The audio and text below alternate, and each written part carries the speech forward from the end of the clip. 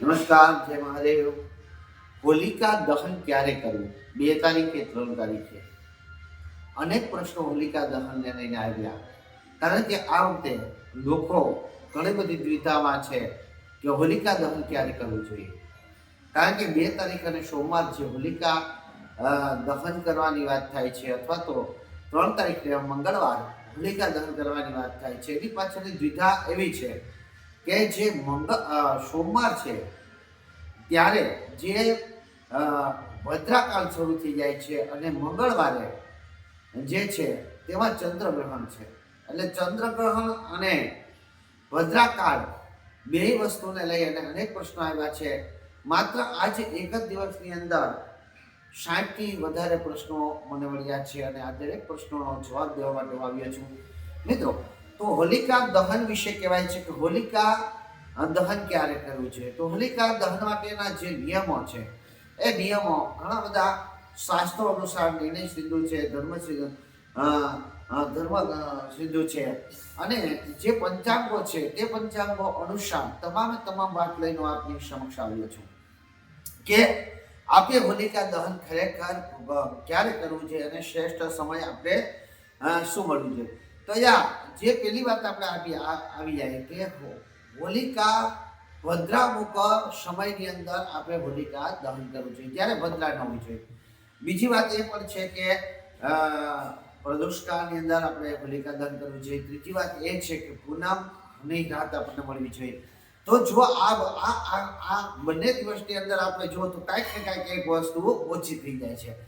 કારણ કે અહીંયા જે સમય જેવો દ્વિધાવાળો છે, તો અહીંયા ઘણા બધા શાસ્ત્રો અને જ્યોતિષકારોના મતો લઈ અને દરેક પંચાંગોને લઈ અને જે બે નિર્ણયો આપણી સમક્ષ અત્યારે આપી કે આપણે આ બે માંથી એક સમયે હોલિકા દહન કરવું જોઈએ. તો પેલા આપણે ભદ્રાને સમજીએ કે ભદ્રા કોણ છે. આપણે એ જાણીએ છીએ કે ભદ્રા સૂર્યદેવના દીકરી છે અને શનિદેવના પતિ બહેન છે અને શનિદેવની જેમ ક્રોધિત છે. પરંતુ અહીંયા ભદ્રા જે છે એ ભદ્રાની અંદર જે વાત કરવામાં આવી છે, જે નિર્ણય સિદ્ધુ અને ધર્મ સિદ્ધુ જે કહે છે તે ભદ્રા વિશે કે ભદ્રા ક્યાંની ભદ્રા હોય તો તે શું ફળ આપે છે. તો એ જે ભદ્રા જોવા માટે અને ચંદ્રમાં જોવો આવશ્યક છે. અને ચંદ્રમાં જો આપ જુઓ તો ચંદ્રમા ઉપરથી આપ નક્કી કરી શકો કે ભદ્રા ક્યાં છે અને ક્યાં નિવાસ કરે છે. એટલે જે પહેલો મંત્ર એ છે કે ભદ્રા ક્યાં નિવાસ કરે છે. તો અહીંયા સ્વર્ગે ભદ્રા શુભમ કુર્યાત પાતાલે ચતન આગમનમ મૃત્યુલોક ગતા ભદ્રા સર્વ કાર્ય વિનશ્યતિ. તે પેલી વાત એ થઈ કે સ્વર્ગની અંદર જો ભદ્રા નિવાસ કરતી હોય તો એ શુભ ફળ આપે છે. પાતાલોકની અંદર જો ભદ્રા નિવાસ કરતી હોય તો ધન લાભ આપે છે. અને જો પૃથ્વીલોક ઉપર નિવાસ કરતી હોય તો તે હાનિકારક રહી છે. આથી કરીને પૃથ્વીલોક ઉપરની ભદ્રા હોય તો એને ત્યાગવી અનિવાર્ય છે. તો અહીંયા આપણે આ દિવસને જોઈએ તો પહેલા તો એ જાણવું જોઈએ કે આપણે કેમ નક્કી કરવું કે આજે ભદ્રા ક્યાં છે.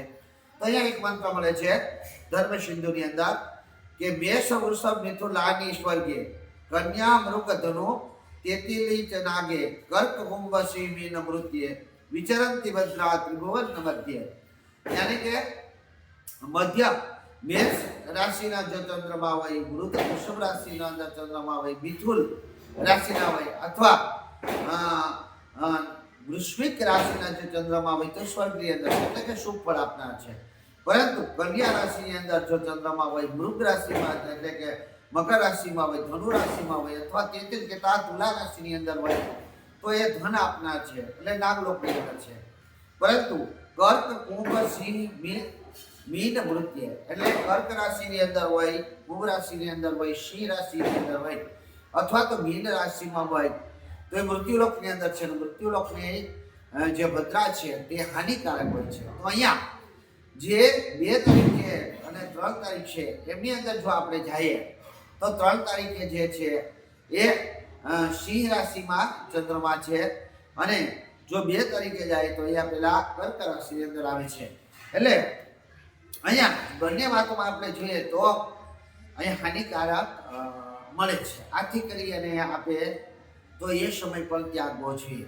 તો ખરેખર આપણે ભદ્રાગ્રહી કાળ ક્યારે મળે અને મંગળવારે કેમ ન થઈ શકે? તો જે આપણે પેલા હું તમને એ જણાવી દઉં કે ભદ્રા કાળ ક્યારથી અને કેટલી મિનિટ સુધી ક્યાં રહેવાનું છે.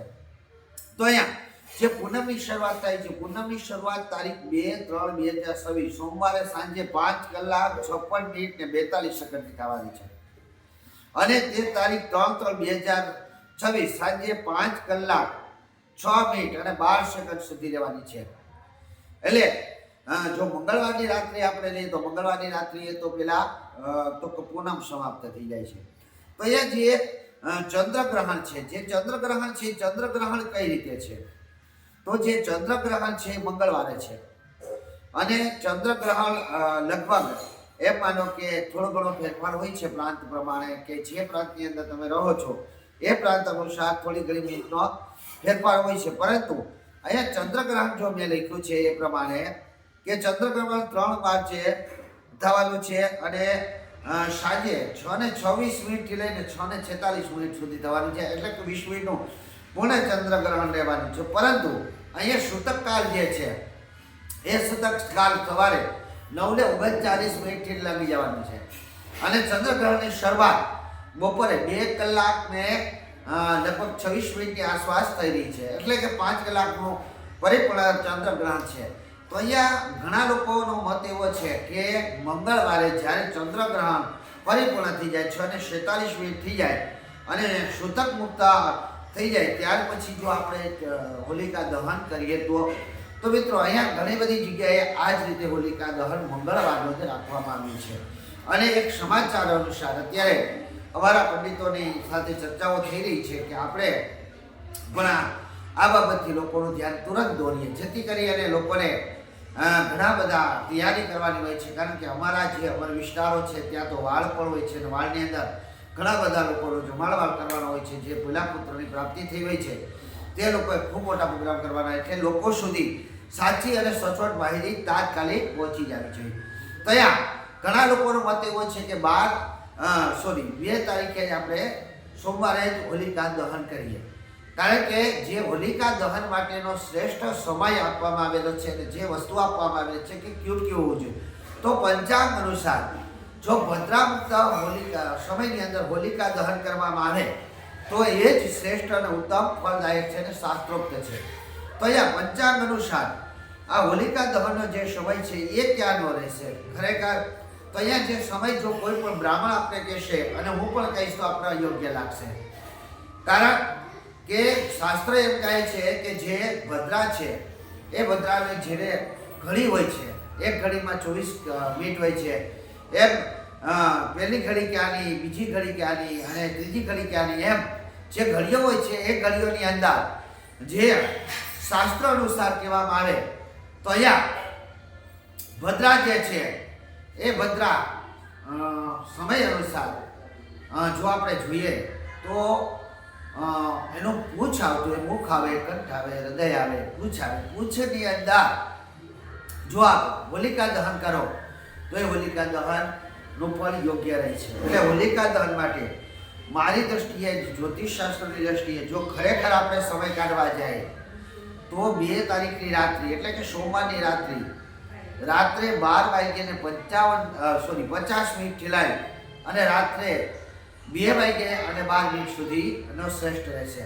પરંતુ આ સમય જે છે એ લોકોને યોગ્ય નહીં લાગે. કારણ કે આ સમયની અંદર તો કઈ રીતે આટલા બધો 12:50 કઈ રીતે કરવી અને કેમ એટલો સમય પસાર કરવો, શું કરવું, ઘણા લોકોની ઉપર આ વાત વિપત્તિ રૂપી બનશે. પરંતુ જો મંગળવારે હોલિકા દહન કરીએ તો જે પ્રદોષ કાળ પહેલા જ પૂનમ છે એ પરિપૂર્ણ થઈ જાય છે. એટલે પૂનમ રહિત હોલી મંગળવારે આપ કરો એટલે કોઈ એકને એક તો આપણે ત્યાગ કરવો જ પડે. જો આ 12:50 થી લઈ અને રાત્રે 2:12 સુધી હોલિકા દહન ન કરી શકો તો આપણે ફરજિયાત મંગળવારે સાંજે 7:46 સમથિંગ એટલે કે 47 મિનિટ પછી જે કાંઈ સમય પૂરો થાય છે અને આપ સૂતક મુક્ત થઈ જાઓ છો, ચંદ્રગ્રહણ પૂર્ણ થઈ જાય છે, ત્યાર પછી હોલિકા દહન કરી શકો છો. એટલે અત્યારે એવું જાણવા મળે છે કે જે મુખ્ય જગ્યાઓ જે હોલિકા દહન માટેનું જેમ કે દ્વારકા છે, મથુરા છે, એમની અંદર મંગળવારે સાંજે 7 કલાક પછી જ હોલિકા દહન કરવામાં આવશે. પરંતુ આનો હજી એક મત હું આપની સમક્ષ અવશ્ય રજૂ કરીશ, તો આપને મારો મત અવશ્ય સારો લાગ્યો હશે અને શ્રેષ્ઠ પણ લાગ્યો હશે. તો મારો આ વિડીયો પ્લીઝ મહેરબાની કરીને મેં પણ ઘણા બધા વિડીયો અને મતો ને મોટા જ્યોતિષકારોને પણ પૈસા હજી હોલિકાને લગતા કોઈ વિડીયો મૂક્યા નથી. આજે જ હું હોલિકાને લગતો વિડીયો આજે જે 3/2/2026 રોજ પ્રથમ વિડીયો હું મૂકી રહ્યો છું અને એ વિડીયોના આધારે હવે પણ ઘણા બધા વિડીયો બનશે.